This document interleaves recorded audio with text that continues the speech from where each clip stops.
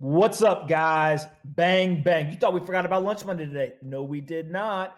Just had to go get Polina from the airport. I have been retrieved. Well, while she's trying to get rich, the rest of us just trying to get our lunch money right. I'm here with the beautiful and intelligent Polina Marinova, who has the right uniform on today. Thank God. She's late, though, to the recording. That's fine. We'll deal with that problem later. Don't forget, we're sponsored by BlockFi now. Get money, get paid. 3 products: buy and sell crypto, deposit crypto, get a US dollar loan, or my favorite product as an investor and a user is to deposit crypto or a stable coin and earn up to 8.6% APY. Woo! Long day today. Almost said the ad wrong. BlockFi.com/lunch money. Go sign up. What's up? Did you miss me? Very much. All right. What's going on with the stimulus package? Okay. So by now, most Americans have already received their stimulus money, but now a second stimulus package, a second stimulus check may be getting sent. Trump. He wants to send more Trump bucks. He said that he wants to send another stimulus check directly to the people. He wants it to be more than $1,200. He claims to want to send more than the Democrats want to send. As you know, it's election year. Politician in power wants to use all of their resources to boost the economy, give money directly to the people. You know, maybe just make themselves popular, buy some votes. I have a question. Is there a limit to how many executive orders you are allowed? No. Okay, then that's ridiculous because you can really turn a presidency into like a dictatorship real quick. If I was president, I'd be like, executive order this, executive order that. No, you can't. Why? Because there's still checks and balances. Like you can issue a executive order and then somebody can sue. For example, the travel ban, if you remember, he issued an executive order on a travel ban pre all the COVID stuff, like for immigration and that. And then he went to court and actually some of that got overturned, some of it didn't. So there's still checks and balances. But it takes a while. Of course it does. But there's still kind of a first, who gets the first shot across. Sorry, as we're recording, one of my dogs is sitting here. Now he has his paw on the table like he has to be a part of this. Chill out. All right. So what's going on? Stimulus, by the way, they're definitely going to do more stimulus. Both sides of the aisle want to do more stimulus, either the Republicans or the Democrats. They're going to need to. 45 plus million Americans have lost their jobs. As we've seen, revenue for small businesses and large corporations fell off a cliff. GDP is down. Two consecutive sessions of a contraction. GDP means a recession, but stock markets are all-time high, baby. Speaking of all-time highs in the stock market, what's up with my boy Elon? Tesla is crushing it, and its stock is soaring. It soared another 9% on Thursday after the company blew past Wall Street's second quarter delivery expectations. I mean, it's at, what is it? The price is $1,200 now. So don't bet against innovation. I've been telling y'all. By the way, I own no Tesla stock. I got no horse in this race. But the fact that people keep shorting one of the most innovative companies in the world, and by the way, the best car manufacturer in the United States in terms of quality, you guys are crazy. Absolutely crazy. And I'm so elated to see Elon and the rest of the team, there's a whole team behind them, just absolutely short squeeze people. Remember, it was trading at $200. Stock was trading at $200 and change like 12 months ago.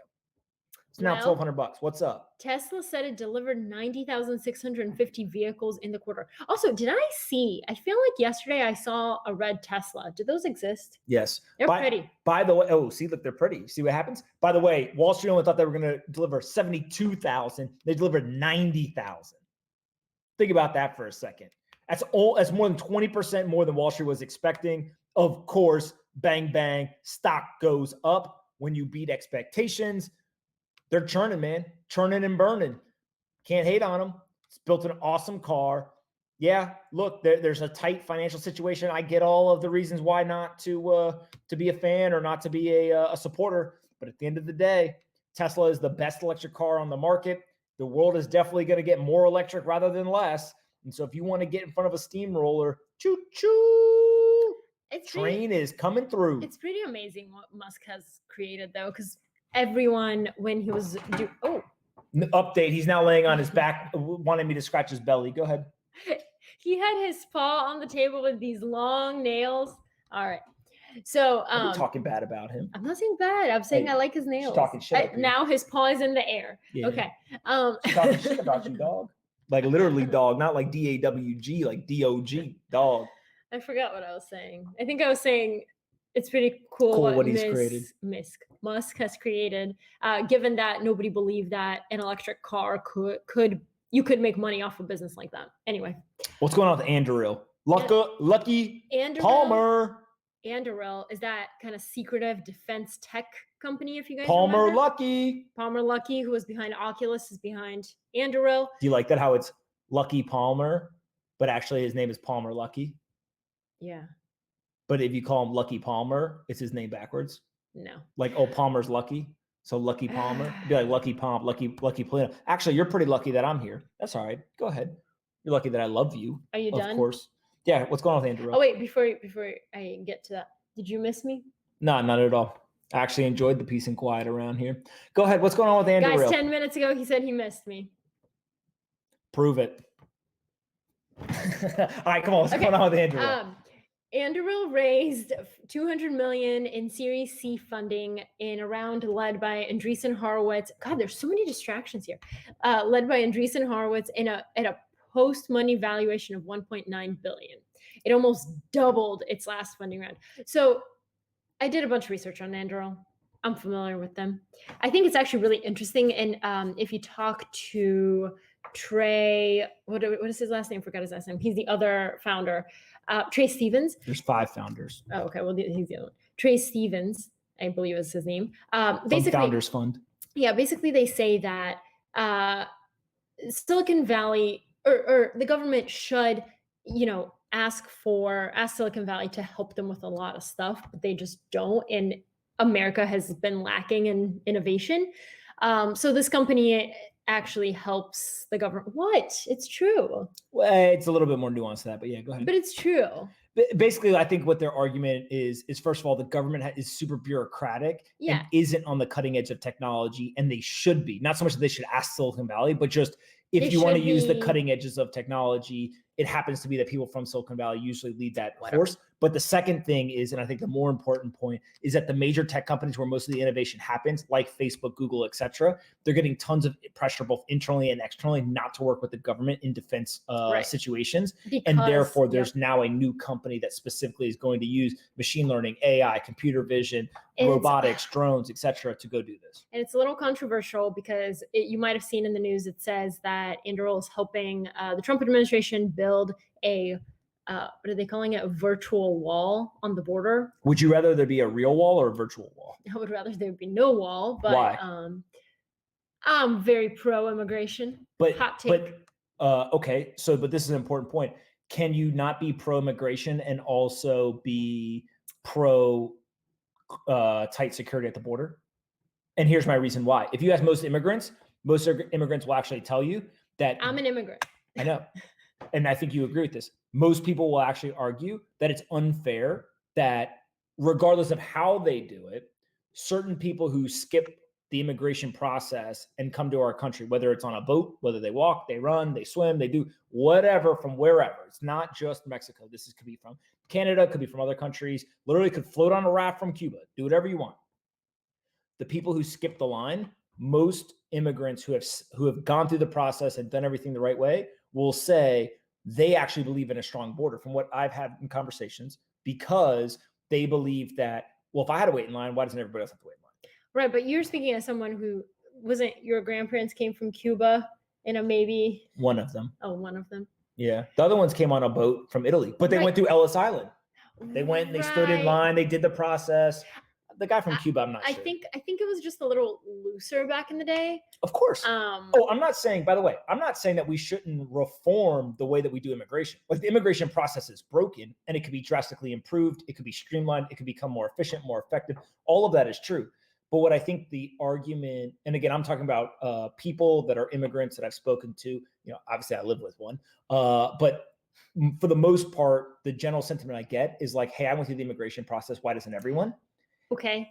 And then the other piece, the only last thing I'll say is if we are going to have tight security at the borders, whether you agree with that or not, and you said to me, choose between having a dumb wall, which is literally just like a brick wall or an iron gate or whatever the hell it's going to be, or use technologies like computer vision, artificial intelligence, machine learning, et cetera, I actually would prefer the technology enabled one because it's going to cost less and it's actually probably going to be more effective. But then you have gun-toting drones. Would you rather have that? I don't think that that's they- what they're uh, doing at the border. They It's are for not ruling it out. Okay, so they're not ruling it out, but I think what they're doing is that's more for combat situations. Like they would rather send drones into actual combat. That's not for something at the border. At the border, I think they're focused more on things like simply identifying the people who are coming across the border. Yeah, we can have a whole lunch money dedicated on this topic. I thought a lot about it. Can you just let the people know? Do you agree or disagree on what I said about immigrant beliefs in terms of waiting through the process or not? I think it really varies. Okay, I don't think it's not as black and white. No, because the whole process sucks. I don't care how you got here. Everything sucks. I mean, like we went through the lottery program where you get a green card first, et cetera, et cetera. They misspell your name. They mess up your social security. You know, it's just the onus, like to become a citizen, it is an absurd process. And the fact that, I don't know. They did it to my family. My last name's not really Pompliano. If you go far enough back. We won't talk about that though. We'll spend a whole. Didn't you at one point tell me you would rather have no borders? Do you remember? Oh, my belief. No. Again, my belief is that you have to go one of two ways. Either you over rotate and you say, "Hey, anyone can go anywhere in the world. There are no borders. Whatever." That introduces incredible issues around governance and conflict and all that kind of stuff. But what you would get is freedom of movement and kind of humanity gets all of the benefits of no borders. Or you've got to go the other way, which is you've got to have strong borders everywhere.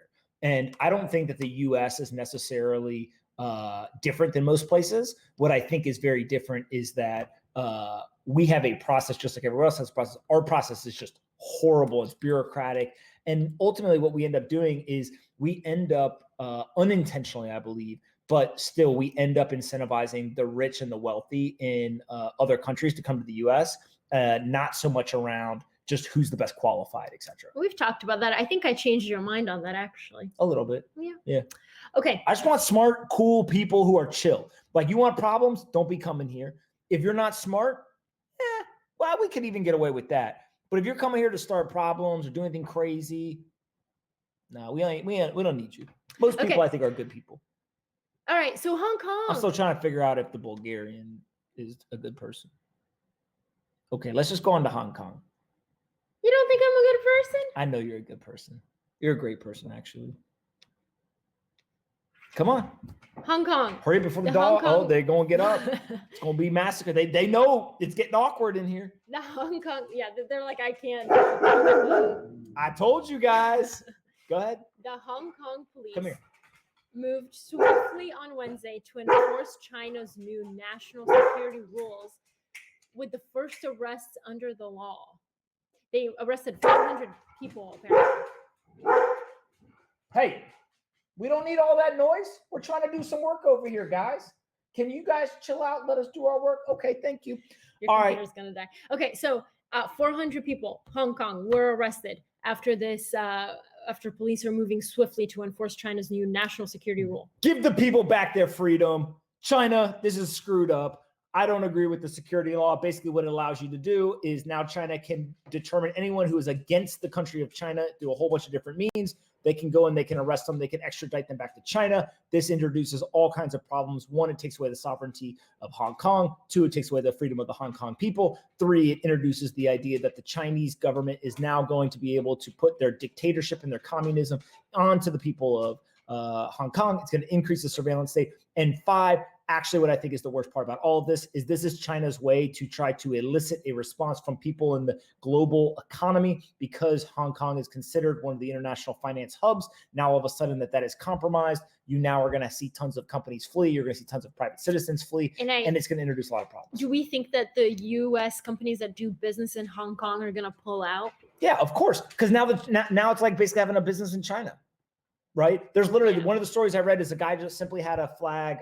He was holding a flag that said like "Free the Hong Kong people" or something like very kind of non-controversial in the sense of he was standing up for what in a democratic area would just be considered a protest. And he was arrested. Now he could have done something else. I don't know that I have all the facts, but just the fact that this now allows him to extradite people, I think is a slippery slope. I feel for the people of Hong Kong. This is not good. And it's not good for the people in Hong Kong, but it's also not good for the people in the global economy. I'm just going to say, I'm glad they're protesting. I think that, what? I feel like we're radicalizing Polina. No, I've always been radicalized about this stuff. All I right. think the people want democracy. You promise them democracy, deliver democracy. Okay, NBA. All right, what's going on with the Um, NBA? Did you just hand chop us? No, you chopped. Or did you pork chop us? All right, what's going on with the NBA? Come on. Okay, so I don't know what's going on with the NBA. Actually, he just made me put this on here. There's a bubble. There's a bubble. They're all some going sort to of Orlando. They created a bubble. In that bubble, basically the players and the staff and the coaches all have to stay inside the bubble. No one's allowed in or out. Wait, what bubble? That's how, basically think of it as a bubble is like, hey, everyone's going to go in this area and no one's allowed in or out. So that's how they're going to prevent the coronavirus. Like a physical, Like a physical place. area? So people are obviously just going to walk in and start talking while we're recording. That's fine too. Dogs are going to bark. They're going to look at us like we're crazy, but they're the idiots. It's fine. And so ends up what is going to happen is basically people are either going to be allowed in and out or they're Wait, not. but like a physical space. Yeah, like everyone's going to Orlando in Disney World and no one's allowed in or out. Wow. But the players are saying that it's unlikely that they're going to abide by that. And the part that I think is the best argument I've seen it is Stephen A. Smith went on television and was like, listen, you're going to tell me that a bunch of grown ass testosterone-laden men are not going to go try to hang out with their wives or their girlfriends for a number of weeks? I mean, He's just like, that ain't going to happen. I'm just telling you right now, that ain't going to happen. I tend to agree with him. Stay in your bubble. Why aren't you in your bubble? Speaking of somebody who should have stayed in her bubble, but she came to the U.S. and got arrested. Ghislaine Maxwell is the partner in crime to Jeffrey Epstein. I think terrible person all around based on what I know. But she was arrested Thursday morning in New Hampshire. I don't know what the hell she was doing in New Hampshire, but she was basically the woman who helped Epstein run his ring of young girls. I'm calling it right now. I want to get ahead of the curve. Ghislaine Maxwell did not kill herself. I'm calling it right now. She ain't kill herself. I don't know what this has to do with anything. It means that she's going to end up dead. I don't know how yet. I don't know when, but she didn't kill herself. All right, be quiet. Okay, so next. Can we talk? Wait, hold on a second. Just so we're clear, Jeffrey Epstein didn't kill himself either. So I just want to make sure that we're all clear on all of that. Come on, get out of here. The cameras didn't work. The security guards were sleeping. Come on. Don't feed me the bullshit. I need a bubble. Yeah, all I'm going to say is that's first of all. Second of all, I'm glad they caught her. Third of all, she's got a lot of questions to answer. And fourth of all, actually, there's a lot of really powerful people who are probably scumbags who, if she talks, she's going to expose them. We watched the Epstein documentary on Netflix, and he got super mad at it. Or not the documentary, at what was allowed to happen for years on end. If I have a daughter, here's a message to all the predators. Don't even try it. Don't even try it. Y'all might as well just warm up my cell right now. Don't even try it.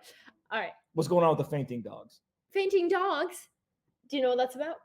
No. So I'm assuming they pass out. Apparently, yes. So apparently, that was hard. Dogs, like humans, have an instinct to be afraid of really loud bangs and sounds and noises.